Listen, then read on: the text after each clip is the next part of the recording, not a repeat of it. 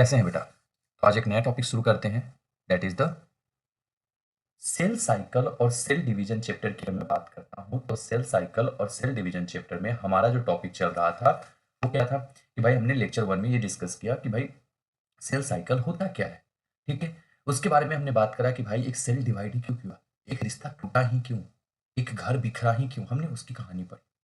हम सब जानते हैं कि घर बिखरने का रीजन क्या होता है, या तो कंट्रोल छूट जाए या फिर घर बहुत बड़ा हो जाए। दो कंडीशन। ठीक है, तो बेटा आज का जो लेक्चर होगा वो मोर एंड मोर कंसंट्रेटेड होगा मेरा on the topic that is the interphase. कोशिश कीजिएगा साथ साथ समझ के चलने का कि भाई इंटरफेज में होता क्या है। ओके, तो बेटा इंटरफेज की मैं बात करता हूं और इसके तीनों प्रोसेस के बारे में बताऊंगा। वो तीन क्या क्या हो गए? वन हो गया इज द G1, दूसरा हो गया इज द G2 एंड इसी दोनों के बीच में हो गया दैट इज द S। तो ये तीन फेज हो गया। सेल जब जाता है अपने साइकिल को कंप्लीट करने के लिए तो G1 से S और S से G2 फेज की तरफ जाता है। बेटा अगर मैं बात करता हूं आपसे तो आपको मैं बता दूं कि एक सेल जो होता है वो अपने लाइफ का 95% ड्यूरेशन 95% ड्यूरेशन कहाँ रहता है? अपने इंटरफेज में ही रहता है। सेल जो होता है मेटाबोलिकली मेटाबोलिकली बहुत एक्टिव होता है। इस फेज में सेल मेटाबोलिकली एक्टिव रहता है। ओके, मैंने आपको कल भी बताया था, अगर थोड़ा बहुत लेक्चर 1 का याद होगा। अगर आपने लेक्चर 1 बेटा नहीं देखा है तो प्लीज जाकर के लेक्चर 1 देखिए। मैं बहुत सीरियसली पढ़ाता हूँ इन सब टॉपिक को, तो क्योंकि आपको वहां से सब कुछ कोरिलेट होगा। और इस चैप्टर में अगर आपने एक लेक्चर मिस कर दिया आपका पूरा कोरिलेशन बिगड़ जाएगा। ठीक है, तो प्लीज सारे लेक्चर ध्यान से देखिएगा। ओके, तो इस फेज में क्या होता है कि जो इकोलाई है, इकोलाई टोटल 90 मिनट्स में डिवाइड करता है। ठीक है, जिसमें से 85 मिनट्स वो कहां रहता है? इंटरफेज में। ह्यूमन की अगर मैं बात करता हूं बेटा तो ये 24 आवर में डिवाइड करता है। इसमें से 23 आवर्स कहां रहता है? हमारे इंटरफेज में। ओके, साथ साथ लिख रहे हैं तो साथ साथ लिखते चलिएगा। ठीक है, इक्वलाई सॉरी, ये इस ईस्ट ईस्ट की अगर मैं बात करता हूं बेटा तो ये 90 मिनट्स में डिवाइड करता है। ओके, अब बात करते हैं बेटा सबसे पहले इज द G1 फेज का, जो इंटरफेज का सबसे इंपॉर्टेंट पार्ट है उसमें हम बात करेंगे that is the G1 phase. Okay, तो G1 फेज की अगर कहानी शुरू करते हैं, G1 फेज। ओके, देखो बेटा जो जीवन फेज होता है, एक ऑर्गेनिज्म अपने जीवन की शुरुआत ही जीवन से करता है। मैं हमेशा कहता हूं कि एक अगर सेल की अगर मैं बात करता हूं तो एक सेल की अगर मैं बात करता हूं तो सेल क्या करता है? अपने जीवन की शुरुआत ही जीवन फेज से करता है। यहाँ पे डायग्राम बना करके ही चलते हैं साथ में। ये क्या था? हमारा इंटरफेज वाला जोन था जिसमें सबसे बड़ा क्या था? हमारा जीवन था, बाकी को भूल जाइए। तो ये क्या था? ये था हमारा जीवन फेज। तो जीवन फेज के अगर दूसरे नाम की अगर मैं बात करता हूं तो जीवन फेज का दूसरा नाम क्या क्या होता है? जीवन फेज का दूसरा नाम होता है that is the growth phase 1। ठीक है, इसको हम दूसरे नाम से भी बुलाते हैं that is the gap phase 1। तीसरा नाम होता है, चूंकि माइटोसिस के जस्ट बाद आता है तो इसको हम बोलते हैं that is the post mitotic phase. देखो ना यार, आप सिंपल सी बात है, आप इस डायग्राम में देखो, ये क्या था? ये वाला रीजन, ये क्या था? ये माइटोसिस का ही तो जोन था, हाँ या ना? और माइटोसिस के जस्ट बाद क्या हुआ? जीवन फेज शुरू हुआ। तो मैं कह सकता हूं कि भाई माइटोसिस के जस्ट बाद शुरू हो रहा है, इसलिए हम बोलते हैं इसको दैट इज द जीवन फेज। ओके, तो इसलिए इसको हम बोल देते हैं that is the post mitotic phase. और गैप फेज क्यों बोलते हैं? क्योंकि माइटोसिस का साइटोकाइनेसिस और यहीं पे पहला गैप होता है जब ऑर्गेनिज्म लेता है। ठीक है, तो अब मैं बात करूंगा कि जीवन फेज में आखिर होता ही क्या क्या है। तो जीवन फेज की अगर मैं बात करता हूं तो कहानी G1 की चलेगी।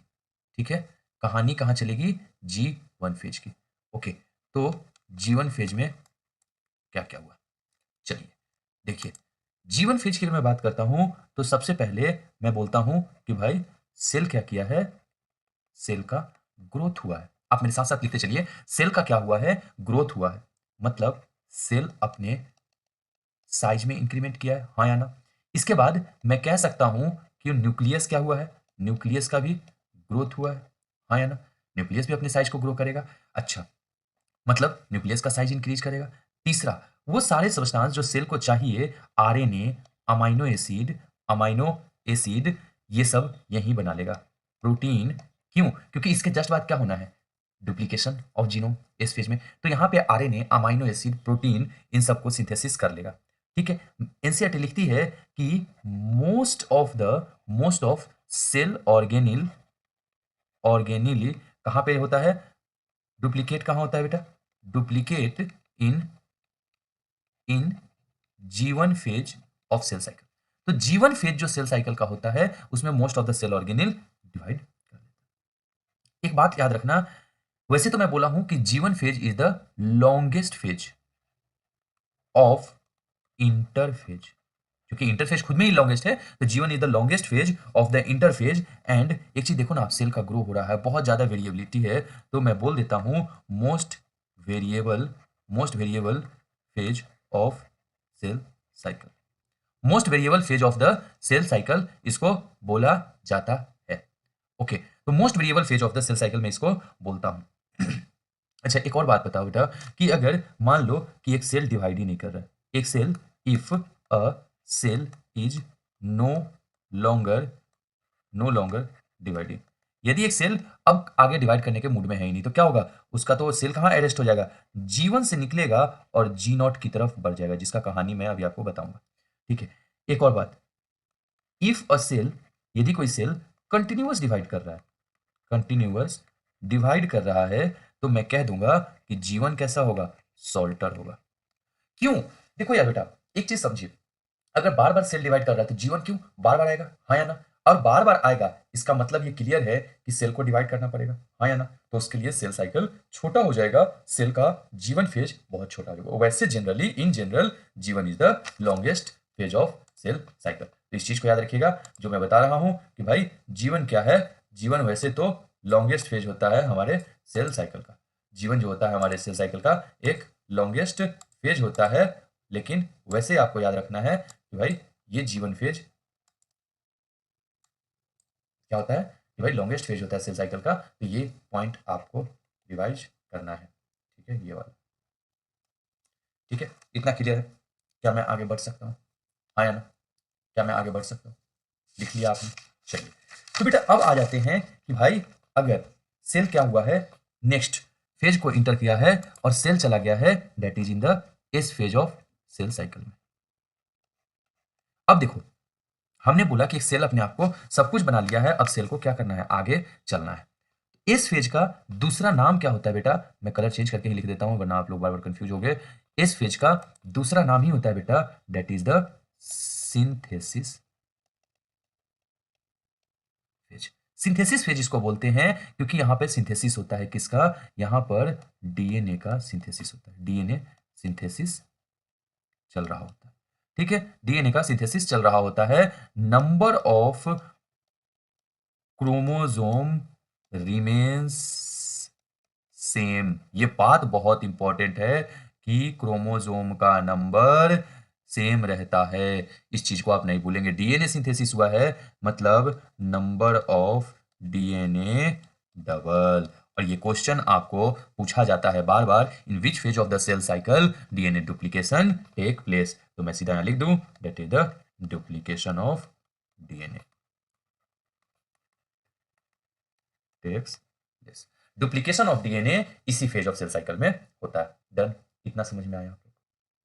हाँ या ना? इतना समझ में आ गया? ठीक है बेटा, तो अब हम समझने की कोशिश करते हैं कि आखिर कहानी हुआ क्या है। देखो,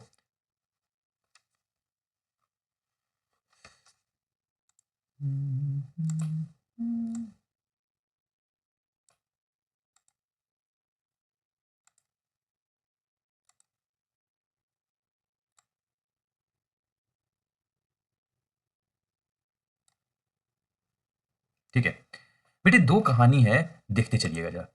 ठीक है, अब जो कहानी आ रहा है उसमें क्या है कि देखो, ये क्या है?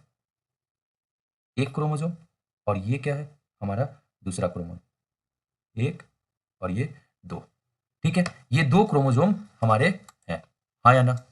ठीक है, 2 क्रोमोसोम हमारे पास ऑलरेडी है और हमें इसकी कहानी देखनी है। ये कहाँ है? ये हमारा है कब? जब G1 फेज में सेल हमारा है। ठीक है, अब जब G1 से सेल कहाँ चला गया हमारा? That is in the S phase, तो होगा क्या? ओरिजिनल तो क्रोमोसोम रहेगा, ओरिजिनल क्रोमोसोम हमारा रहेगा। चेंज क्या आएगा? चेंज क्या आएगा? जरा देखने की कोशिश कीजिएगा बेटा कि चेंज ये होगा, एक क्रोमोसोम ये और एक क्रोमोसोम ये। अब देखो चेंज क्या आएगा, बड़ी इंपॉर्टेंट है और इस चेंज को आप अप्रिशिएट करेंगे। अभी जब डायग्राम बनाऊंगा तो आप इस चेंज को ऑब्जर्व भी कीजिएगा। ये चेंज ये होगा कि डायग्राम में फोकस कीजिए।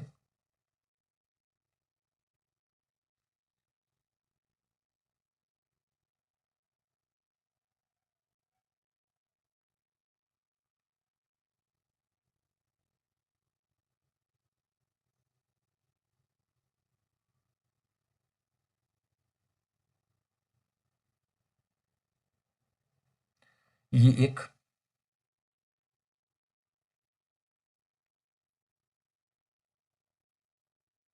और ये क्या? तो दो चीज देखिए, दोनों डायग्राम। जब ये सेल हमारे जीवन में था, ठीक है, जब ये सेल हमारा कहाँ था?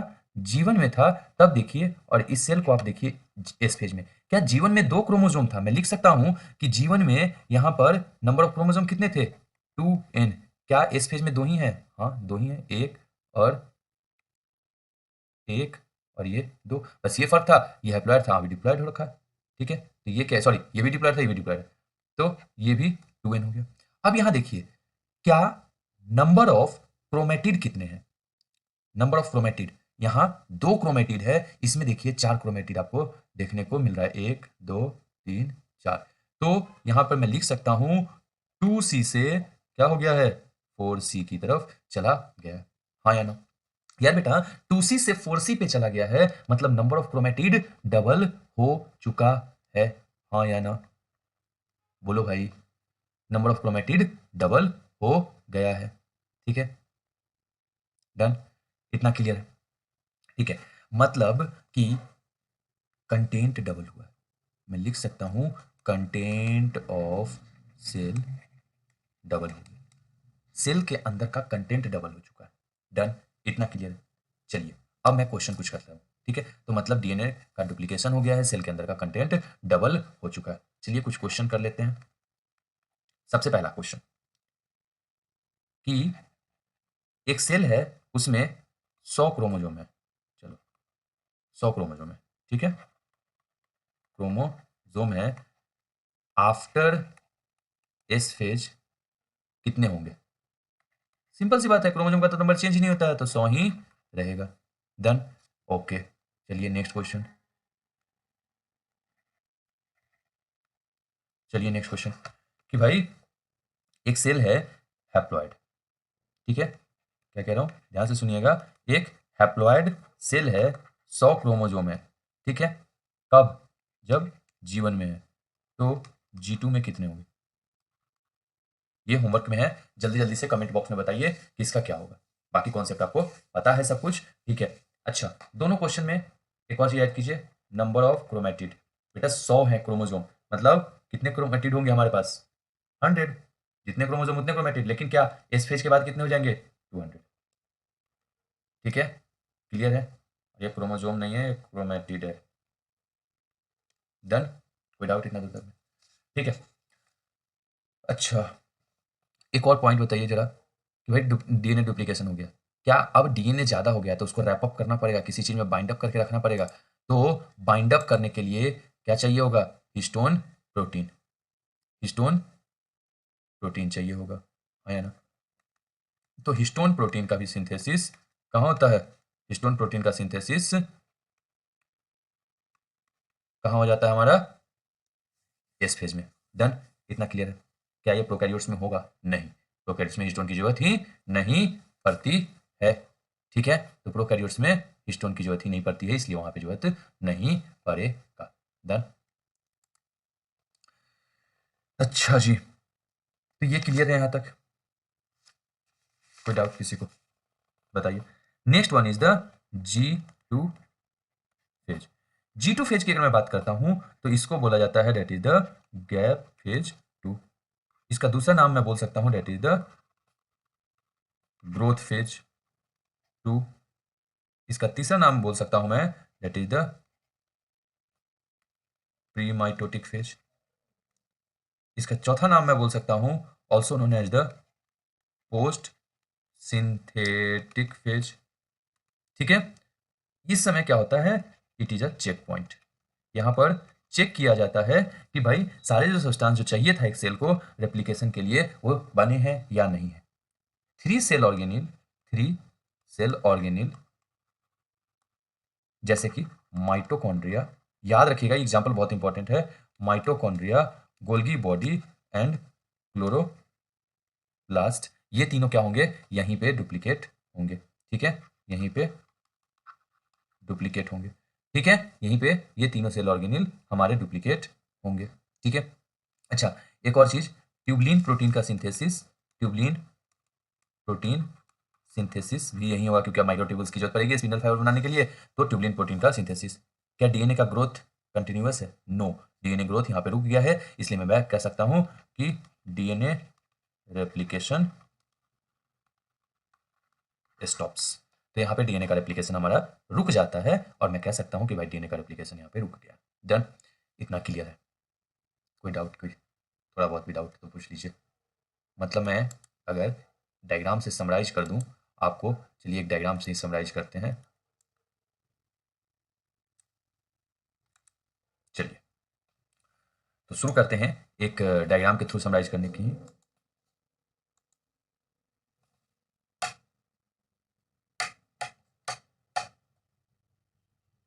ठीक है, तो एक डायग्राम के थ्रू समराइज करने की कोशिश करता हूं आपसे कि, तो देखिए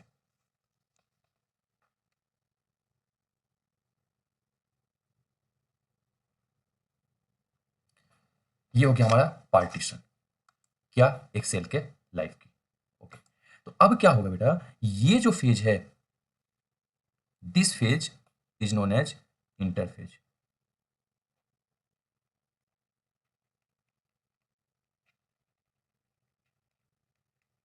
हाँ या ना? अच्छा जी, and this is the mitosis phase. ठीक है, क्लियर है? अच्छा, ये जो इंटरफेज है, ये जो इंटरफेज है, मैं इसको डिवाइड कर देता हूं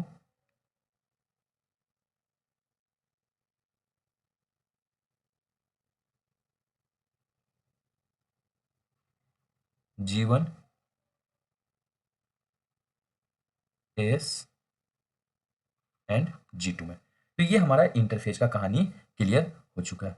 अब बात करेंगे दैट इज द, तीनों के बारे में हमने बात कर लिया कि भाई G1 फेज में क्या होता है, G2 फेज में क्या होता है और एस फेज में क्या होता है। तीनों का नाम हमने पढ़ लिया, तीनों का फंक्शन पढ़ लिया, हमें क्या क्या होता है ये हमने क्लियर कर लिया। Next one that we will be starting is the interphase, sorry is the mitosis phase. अगर मैं माइटोसिस फेज की बात करता हूँ तो ये होता है सबसे पहले prophase, pro, then we have the metaphage, anaphage and the telophage and the last one is the cytokinesis। अगर किसी सेल को ये कंप्लीट साइकिल करने के बाद एक सेल कहाँ आ जाता है, जीवन फेज, और जीवन से बहुत बार ये होता है कि जीवन से वो सेल निकल जाता है किधर, जी नॉट फेज में। ठीक है, तो अब यहां से कहानी शुरू होगा जी नॉट फेज का। जी नॉट फेज में याद रखिएगा हमेशा से ही कि ये जो जी नॉट फेज होता है, G naught phase cell metabolically active रहता है, सेल मेटाबोलिकली एक्टिव रहता है और सारे सब्सटेंस सिंथेसाइज करता है, और ये इसको दूसरा नाम से बोला जाता है दैट इज द क्विंसेंट फेज। ठीक है, इस फेज में सेल जो है, जी नॉट फेज में सेल जो है अपने आप को डिवाइड नहीं करता, do not divide, do not divide but remain metabolically active. तो ये जो फेज होता है जिसमें सेल क्या करता है, अपने आप को एक्टिव रखता है बट डिवाइड नहीं करता, डू नॉट प्रोलिफेट करता है, डू नॉट डिवाइड या डू नॉट प्रोलिफेरेट। ठीक है, unless unless called to do so. ठीक है, इस बार क्वेश्चन भी आ चुका है। अब कब डिवाइड करेगा? जब सेल को मान लो in case of accident accident wound, इन सब के केस में क्या होता है, आपका सेल टिश्यू उस जगह का डैमेज होता है, तो उस जगह आपको क्या होता है, डिवीजन करके फिर से वापस सेल ग्रो कराई जाती है। तो मतलब मैं कह दूं कि जीवन से जी नॉट में गया है, मतलब यहाँ डिफरेंशिएशन होने के लिए गया है, स्पेशलाइजेशन के लिए गया है। यार सिंपल सी बात बताओ, आप मेडिकल कॉलेज पहुंच जाओगे, मेडिकल कॉलेज जाकर के क्या करोगे? एमबीबीएस करोगे, वो तो सब कर रहे हैं। अब आप लोगों से अलग कैसे होगे? जब आप पीजी करोगे, और इसके लिए आप क्या करो, पीडब्ल्यू का मेड पीजी ज्वाइन कर सकते हो, और पीडब्ल्यू का made PG is the best. ठीक है, तो अगर आप कूपन कोड यूज करना चाहते हो तो आप मुझे इस वीडियो में लास्ट तक टिके रहना, मैं आपको बता दूंगा। ठीक है, तो यार देखो सिंपल सी बात है कि भाई एक्सीडेंट हो गया है या वुंड हीलिंग की अगर मैं बात करता हूं उसमें, तो सेल अपने आप को बार बार डिवाइड करने की कोशिश करता है और फिर उस समय जाता है, तो जी नॉट फेज में डिफरेंशिएशन होता है। ठीक है, तो स्पेशलाइजेशन हो गया जी नॉट फेज में। अब क्या होता है, फिर से वापस सेल क्या करता है, फिर से एंट्री मारता है, कहां से, जी नॉट से जीवन में, और फिर जीवन से जल्दी से एस में जाता है, फिर एस से जी टू, फिर prophase, metaphase, anaphase, telophase, etcetera, and then cytokinesis करता है। ठीक है बेटा, कल शुरू करेंगे लेक्चर हमारा, that is on the mitosis. Done, कल माइटोसिस पढ़ते हैं और माइटोसिस का डिटेल करते हैं। डन।